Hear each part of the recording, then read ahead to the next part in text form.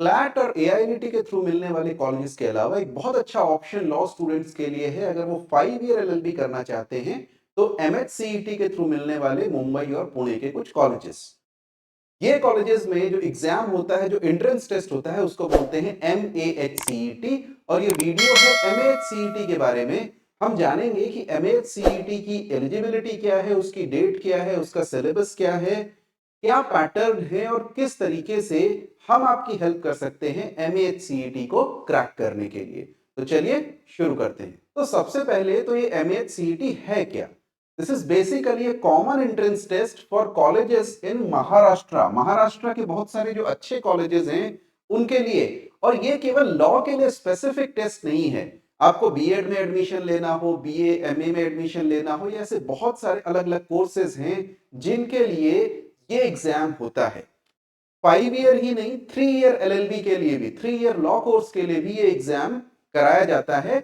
और इस एग्जाम की डेट अभी आ चुकी है। अगर हम 5 ईयर एलएलबी की बात करें, इस वीडियो में हम केवल 5 ईयर एलएलबी की बात करेंगे, तो 3 मई 2024 को ये एग्जाम है। यानी आपको थोड़ा सा समय अभी है कि प्रिपेयर करके इस एग्जाम को क्रैक कर सकते हैं। अगर हम नोटिफिकेशन की बात करें, नोटिफिकेशन तो वैसे आ चुका है, लेकिन 18 जनवरी 2024 से शुरू होंगे फॉर्म फिल होना। तब हमारे पास एक डिटेल्ड इंफॉर्मेशन ब्रोशर आएगा और ये फॉर्म चलेंगे 18 फरवरी 2024 तक। अब बात आती है एलिजिबिलिटी की कि अप्लाई कौन कर सकता है।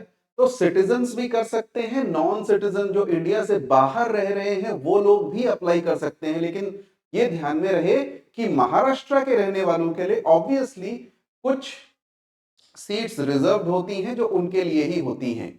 इसके अलावा रिजर्वेशन क्राइटेरिया क्या है, किसके लिए कौन सी सीट्स रिजर्व हैं, ये सारी बातें मैं आपको बताऊंगा। लेकिन एक बार डिटेल्ड इंफॉर्मेशन ब्रोशर आ जाने चाहिए 18 जनवरी को, उसके बाद में हम ये सारी बातें करेंगे। उसके पहले मैं पिछले साल के बेसिस पे आपको बता तो सकता हूं, बट हो सकता है कुछ चीजें चेंज हो, तो उस केस में मिस इंफॉर्मेशन से बचने के लिए कुछ दिन अभी रुक जाते हैं। इतना मैं आपको बता दूं कि आपके 45% मार्क्स, 12th में 45% मार्क्स होने चाहिए तो आप एलिजिबल हैं इस एग्जाम को देने के लिए। पिछले साल का क्राइटेरिया था।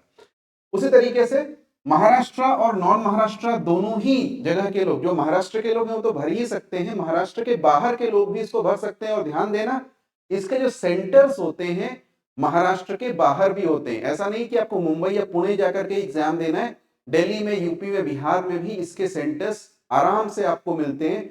कौन कौन से सिटीज में सेंटर्स हैं, अगेन डिटेल्ड इंफॉर्मेशन ब्रोशर आ जाए उसके बाद में एक वीडियो में बनाऊंगा और आपको अवगत कराऊंगा, बताऊंगा। अब बात करते हैं पैटर्न की। देखो, पैटर्न वही है, लगभग वही है जो पुराना क्लैट का पैटर्न था। अभी बहुत सारे लोगों को यह नहीं पता कि पुराना क्लैट का पैटर्न कैसा था, तो मैं थोड़ा सा एक्सप्लेन कर देता हूं। अभी करंट क्लैट के पैटर्न में क्या है कि आपको पैसेजेस देते हैं, पैसेजेस के बाद क्वेश्चन आंसर देते हैं। पुराने पैटर्न में क्या था कि पैसेजेस मैंडेटरी नहीं थे, कुछ पैसेजेस होते थे, कुछ नॉन पैसेजेस होते थे। तो अभी भी यही पैटर्न है जो आप एआईएलईटी या बाकी अदर एग्जाम्स में देख सकते हैं, वैसा ही पैटर्न एमएएचसीईटी का है। ध्यान देना, सबसे बड़ी बात जो आपको एकदम ध्यान में रखनी है, यहां से बाकी एग्जाम से अलग कैसे है कि इसमें कोई नेगेटिव मार्किंग नहीं है। This is a good thing and a bad thing. अच्छी बात इसलिए है कि आप कॉन्फिडेंटली पूरा एग्जाम पिक करके आ सकते हैं। बुरी बात इसलिए है क्योंकि इसमें कट ऑफ थोड़ी सी हाई जाती है, क्योंकि नेगेटिव मार्किंग कुछ भी नहीं है। अच्छा, दूसरी चीज ध्यान में देना, इंग्लिश और मराठी में ये पेपर आपको मिलेगा, आपको हिंदी में ये पेपर नहीं मिलेगा। बट जनरली हम लोग क्या करते हैं, इंग्लिश में प्रैक्टिस कर रहे होते हैं, तो that is not of much concern, कोई प्रॉब्लम की बात नहीं है, आराम से आप इसको कर पाओगे। वही 5 सेक्शन है और डिफाइंड है कि कितने उसमें से क्वेश्चंस आएंगे। तो first one is legal aptitude and legal reasoning, second one is general knowledge and current affairs, then logical and analytical reasoning, उसके बाद में इंग्लिश है, और फिफ्थ वन है बेसिक मैथमेटिक्स। मार्क्स की बात करें, लीगल के 40 मार्क्स हैं, जनरल नॉलेज के 30 मार्क्स हैं। ध्यान देना, इसमें जनरल नॉलेज भी है, मतलब यहाँ पे static GK, history, geography, polity, constitution बहुत पूछा जाता है। इसकी मैं पेपर की एनालिसिस करूंगा एक और वीडियो में। चैनल को सब्सक्राइब कर लेना, क्योंकि एमएचसीईटी के लिए बहुत इंपॉर्टेंट वो सीरीज होने वाली है। एनालिटिकल रीजनिंग और क्रिटिकल रीजनिंग, लॉजिकल रीजनिंग के 40 मार्क्स हैं, देन इंग्लिश के 30 और मैथ्स के केवल 10 मार्क्स हैं। ये सारे 1 मार्क्स ईच के क्वेश्चन है और अल्टीमेटली 150 मार्क्स का पूरा पेपर है। जैसा कि मैं आपको बता चुका हूं, कोई नेगेटिव मार्किंग नहीं है, तो अल्टीमेटली आपको सारे के सारे क्वेश्चन अटेम्प्ट करके आने ही हैं।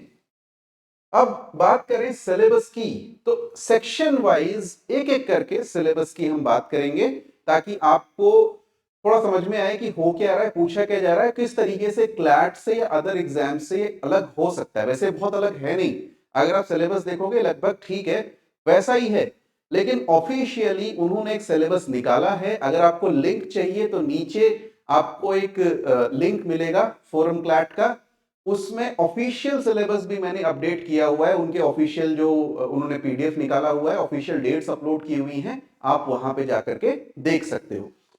तो सिलेबस लीगल का सबसे पहले वो पर्पस डिफाइन करता है अपना, कि हमको लॉ में कितना इंटरेस्ट है उसको मेजर करना है, लीगल एप्टीट्यूड को मेजर करना है। तो कैसे करेंगे, अलग अलग तरह के क्वेश्चन बनाएंगे। क्या क्वेश्चन बनाएंगे, हम कॉन्स्टिट्यूशन से बहुत सारा पूछेंगे, ठीक है, बहुत सारा पूछते हैं कॉन्स्टिट्यूशन से। ये एक अच्छी बात है, क्योंकि ये एक ऐसा चीज है जो इजी होता है करने के लिए, और वही रिपीटेड घिसे पीटे क्वेश्चन पूछे जाते हैं, तो आराम से बच्चे कर सकते हैं। दूसरा, scenarios involving legal propositions which may be fictional. वही बात है कि आपको लॉ दे दिया, एक सिचुएशन दे दी और उस सिचुएशन पे लॉ को अप्लाई करना है, जो बाकी जगहों पे होता है वही सारा क्वेश्चन आपको यहाँ पे करना है। It's very easy. Candidates apply propositions to provided facts. Simple, legal का कोई बहुत ज्यादा नहीं है, बस एक डिफरेंस है, बड़ा डिफरेंस है कि वो कॉन्स्टिट्यूशन यहाँ पे रखते हैं। इंग्लिश की अगर बात करें तो 4 पार्ट्स में इसने सिलेबस को तोड़ दिया है। इंग्लिश का एक बहुत अच्छा वीडियो कि किस तरीके से आप अपनी इंग्लिश स्किल्स को सुधार सकते हो, मैंने बनाया हुआ है, लिंक डिस्क्रिप्शन में मिलेगा, जरूर देखना। तो सबसे पहली चीज है कि इंग्लिश में आपको करना है वोकैबुलरी। अब वोकैबुलरी का मतलब क्या है, सिनोनिम, एंटोनिम, एनालॉजीज। यहां पे आपको पैसेज नहीं दिया, ऐसे ही पूछ लिया कि फॉर एग्जांपल ब्यूटी का सिनोनिम क्या है, ठीक है, नीचे 4 ऑप्शन दे दिए और उसमें से आपको ब्यूटी का सिनोनिम उठाना है। नॉइज का सिनोनिम क्या है, 4 ऑप्शन दे दिए, सिंपल क्वेश्चन होते हैं। वैसे ही antonyms and analogies, these are questions like asked in other exams, in CAT exam, बहुत ही सिंपल क्वेश्चन होते हैं, बिल्कुल भी डिफिकल्ट नहीं होंगे। सेकेंडली, आपको प्रोफिशिएंसी चेक की जाती है, कैसे, idioms and phrases, one word substitution, sentence improvement, rearrangement, fill in the blanks, etcetera. अब इनके मतलब क्या होते हैं, क्या ये चीजें होती हैं, अलग से सेक्शन वाइज वीडियो निकाल करके मैं आपको समझाऊंगा कि एमएसीईटी में इंग्लिश की प्रिपरेशन आपको कैसे करनी है, और साथ साथ में इसकी क्लासेस में ये सारी चीजें हम लोग डिस्कस भी करेंगे। Third is error identification. तो एरर्स किस तरह की आपको मिलेंगी, सेंटेंस में एरर, स्पेलिंग में एरर, वो सारी एरर्स यहाँ पे कही गई हैं कि आपको देखनी है। Inappropriate uses of words, spelling mistakes, sentence में जो सिंटैक्टिकल एरर्स हैं वो सारी यहाँ पे देखनी है। लास्टली कॉम्प्रिहेंशन, 2 पैसेजेस मिनिमम, यानी 2-3 कितने भी पैसेज वो दे सकता है।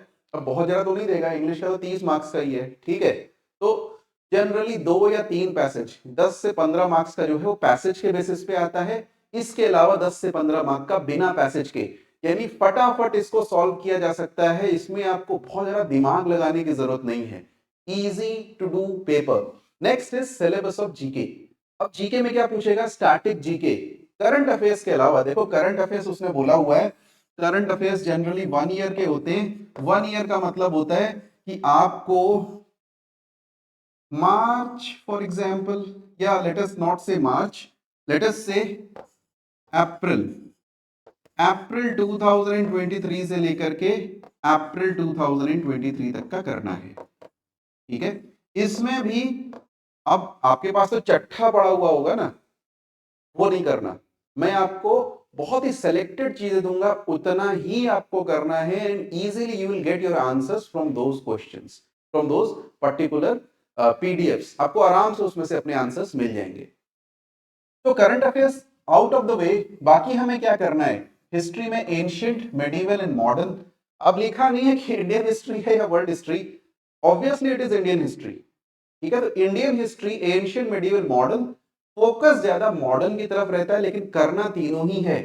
अब बहुत लंबा होता है ये अपने आप में। देन ज्योग्राफी, उसके अलावा जनरल साइंस एंड इकोनॉमिक्स भी लिखा है। साइंस से थोड़े बहुत क्वेश्चन पूछते हैं, इकोनॉमिक्स से बहुत ज्यादा नहीं पूछते हैं, ज्योग्राफी से बहुत ज्यादा नहीं पूछते, बट बेसिक्स फिर भी क्लियर होने चाहिए, फिर भी इसको कवर करने में आपको कुछ समय तो लगेगा। नेक्स्ट देखेंगे लॉजिकल एंड एनालिटिकल रीजनिंग, बहुत ही इंटरेस्टिंग है। यहाँ पे देखो क्लैट में तो क्या होता है ना, बोरिंग हो जाता है, पैसेज दिया है, पैसेज के बेसिस पे ही सब कुछ करना है। या पैसेज के अलावा भी बहुत कुछ करने के लिए है। क्या करना है यहाँ पे? सबसे पहले तो एनालॉजीज इजी होती हैं, देख के समझ में आ जाता है, फटाफट आंसर आ जाते हैं। काफी हद तक ये आपके जो वोकैबुलरी है उस पे भी डिपेंडेंट होता है कि आपकी एनालॉजी कितना अच्छा आप कर पा रहे हो। इसके अलावा argument completion, filling in missing steps in reasoning, drawing conclusions. इसका मतलब क्या है? इसका मतलब है सिलोगिज्म। ठीक है, तो आपको दो प्रेमिस दे रखे हैं, प्रेमिस के बेसिस पे आपको कंक्लूजन निकालना है, जिसको साधारण भाषा में सिलोगिज्म बोलते हैं। बहुत ही इजी होता है, लेकिन थोड़ी प्रैक्टिस की इसमें रिक्वायरमेंट होती है। इसके अलावा rule application, reasoning bye analogy, deductive reasoning, ये सारी चीजें हैं। देखो इसके टॉपिक्स की लिस्ट आपको मिल जाएगी, वही टॉपिक्स करने होते हैं। अराउंड 12 to 15 टॉपिक्स होते हैं जहां से आपको ये सारी चीजें मिलेंगी। और ये चीज आपको तब और क्लियर होगी जब मैं आपको पास्ट पेपर्स का एक एनालिसिस दे दूंगा कि पास्ट में किन किन टॉपिक्स से इन्होंने क्वेश्चंस पूछे हुए हैं। मैथ्स का सिलेबस अगर देखें, अगेन इन्होंने कुछ टॉपिक्स अपने आप से दे रखे हैं, लेकिन एटसेट्रा भी लिख दिया है। तो profit and loss, speed and distance, time and work, algebra. अब एलजेब्रा के अंदर तो बहुत सारी चीजें आ जाती हैं, एवरेजेस एंड वेन डायग्राम्स। देखा जाए तो 1 वीक के सारे टॉपिक्स हैं, आराम से कवर हो जाएंगे 1 वीक में। लेकिन थोड़ी बहुत पहले से आपकी कैलकुलेशन ठीक होनी चाहिए, तब आप इसको अच्छे से कवर कर पाओगे। अब बात करते हैं मुद्दे की। जैसा कि मैंने बोला, कट ऑफ होते हैं थोड़े से हाई। ठीक है, तो 150 में अगर आपको अच्छा कॉलेज चाहिए, देखो सीटें बहुत हैं, सीटें तो हजारों हैं, लेकिन अच्छे कॉलेज के लिए से 500,000 सीटें जो हैं, वहां पे एडमिशन लेने के लिए आपको चाहिए अच्छे मार्क्स। और मैं बोलूंगा आपका टारगेट होना चाहिए एटलीस्ट 130 से 135 मार्क्स तो आपको करने ही करने हैं। ये आपका टारगेट होना चाहिए। ठीक है, तो ये अगर आपका टारगेट रहेगा तो अच्छा रहेगा। और 100% अटेम्प्ट करने हैं तो ये टारगेट कोई बहुत मुश्किल नहीं है अचीव करना। Again this paper is not lengthy like CLAT paper. CLAT की तरह लेंदी पेपर नहीं है, छोटा पेपर होता है, 2 घंटे में आराम से अटेम्प्ट कर पाओगे, कोई प्रॉब्लम ही नहीं है। तो जहां तुक्का भी लगे वहां तुक्का लगा लेना है, क्योंकि अगर ये पेपर भी नहीं निकला तो गड़बड़ है। इस पिक्चर को मैं एक्सप्लेन नहीं करूंगा, अपने आप समझ जाओ। अब कॉलेजेस कौन कौन से हैं इसमें, अच्छे कॉलेजेस कौन कौन से हैं, एक सेपरेट वीडियो बनाऊंगा जिसमें आपको इस एमएचसीईटी के अच्छे कॉलेजेस 5 ईयर एलएलबी के मैं बताऊंगा, और डिटेल में कि क्या चीजें हैं, एनआईआरएफ की रैंकिंग किस तरीके से है, कैसा इंफ्रास्ट्रक्चर है, किस तरह के वहां के स्टूडेंट्स के रिव्यू हैं, वो सब हम डिस्कस करेंगे so that it is clear to you. कुछ चीजें, दो कॉलेजेस जो बहुत इंपॉर्टेंट हैं, जनरली अच्छे माने जाते हैं, एक है आईएलएस पुणे में, दूसरा जीएलएस मुंबई में। ठीक है, तो इनके नाम समझ लो, बाकी तो और भी अच्छे कॉलेजेस हैं, तो उनको लेकर के सेपरेटली कुछ मैं वीडियो आपके सामने लेकर के आने वाला हूं। पास्ट पेपर्स की जहां तक बात करें, देखो अपने जो प्रिपरेशन होती है ना किसी भी एग्जाम के, उसके कुछ पिलर्स होते हैं, एक होता है सिलेबस, दूसरा होता है पास्ट पेपर्स, तीसरा होता है मॉक टेस्ट। ठीक है, तीन चीजें मैं मानता हूं कि बहुत इंपॉर्टेंट है किसी भी एग्जाम के लिए। तो past papers unfortunately MHCET provide ही नहीं कराता। तो आपके पास में कुछ ऐसी चीजें हो सकती हैं कि भाई ऑनलाइन कोई दे रहा हो आपको पास्ट पेपर्स, जनरली वो ऑफिशियल पास्ट पेपर्स नहीं है, वो मेमोरी बेस्ड पास्ट पेपर्स है। मेमोरी जो एग्जाम जाकर के लिखते हैं, पूरा पेपर याद कर लेते हैं और उसको रिप्रोड्यूस कर देते हैं। नॉट नेसेसरी कि उसमें सारे क्वेश्चन सही हो, कुछ क्वेश्चन सही होंगे, कुछ क्वेश्चन गलत होंगे, डोंट वरी अबाउट इट, वो भी काम कर जाएंगे। मैं भी आपको प्रोवाइड करूंगा ऐसे मेमोरी बेस्ड पेपर्स, सो उसके बारे में आपको चिंता नहीं करनी है कि एमएचसीईटी के ऑफिशियल पास पेपर्स मुझे क्यों नहीं मिल रहे हैं। हाँ, सैंपल पेपर वो जरूर अवेलेबल कराता है, और ये आप अभी के अभी डिस्क्रिप्शन से डाउनलोड कर सकते हो। तो डिस्क्रिप्शन में मैं आपको 3 चीजें बता चुका हूं कि क्या क्या आपको मिल जाएंगी। पहली चीज मैंने बोला इंग्लिश का वीडियो मिल जाएगा, दूसरा मैं बता रहा हूं आपको सैंपल पेपर मिल जाएगा, इसके अलावा सिलेबस और डेट से रिलेटेड जो पीडीएफ है ऑफिशियल वो आपको डिस्क्रिप्शन में मिल जाएंगे, जो फोरम प्लेट का लिंक दिया हुआ है वहां पे। क्या क्या हम प्रोवाइड कराने वाले हैं फ्यूचर में, तो भाई देखो पहली चीज है मैं एक वीडियो बनाने वाला हूं कि आपको इसके लिए प्रिपेयर कैसे करना है। कैसे करना है मतलब वीकली मंथली प्लान किस तरीके से होना चाहिए 3rd ऑफ मई तक कि आप इसके लिए वेल प्रिपेयर्ड रहें, उसको लेकर के एक वीडियो। सेकेंडली कौन से बेस्ट कॉलेजेस हैं 5 ईयर लॉ के लिए, ये मैं आपके सामने एक वीडियो लेके आने वाला हूं। एंड थर्डली एक वीडियो आएगा पास्ट पेपर्स की एनालिसिस का, ऑब्वियसली मेमोरी बेस्ड पेपर्स पे, बट शायद आपको हेल्प करेगा वो भी। In the meanwhile please do subscribe. साथ साथ में हम लोग एक 120 आवर्स का क्रैश कोर्स डिजाइन कर रहे हैं जो जल्दी ही शुरू होगा, जनवरी में ही शुरू हो जाएगा और अप्रैल के मिड तक हम उसको खत्म कर देंगे। तो 120 आवर्स में हम आपको सब कुछ कवर और रिवाइज कराने की कोशिश करेंगे। 10 टेस्ट होंगे उसमें और जो उसकी कॉस्ट है वो आपको पड़ेगी 4999। So please do subscribe. Let me know if you are interested in this course and hopefully we'll crack this MHCET together.